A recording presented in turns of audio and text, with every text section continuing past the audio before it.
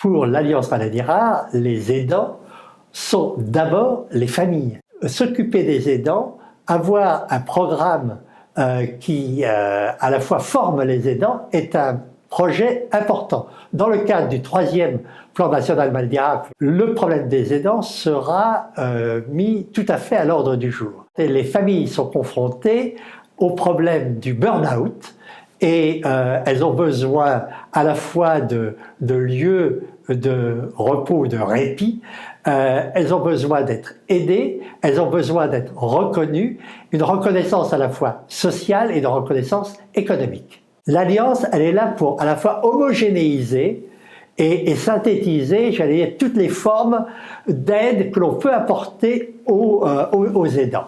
Si je prends l'exemple du syndrome d'Angelman, quand vous avez un enfant qui ne dort pas la nuit et que si vous le laissez seul, il va pleurer. S'il pleure, il va avoir sa température qui va augmenter. Si sa température augmente, il va faire une crise d'épilepsie et donc détruire le peu de neurones qu'il a.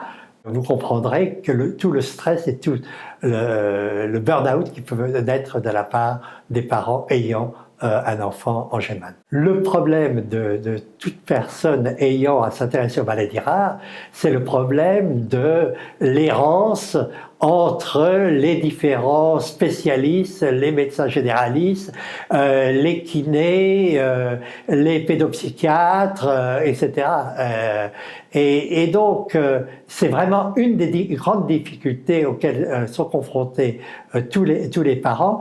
Et la démarche actuelle qui se veut en France, dans le cadre de la stratégie nationale de santé, vouloir parler du parcours de santé, elle s'applique parfaitement, j'allais dire, aux maladies rares, parce que ce que l'on a besoin, c'est d'avoir en fait une sorte de case manager, une sorte qui va en fait prendre en charge au nom de l'enfant l'ensemble des professionnels qui doivent agir pour améliorer la prise en charge.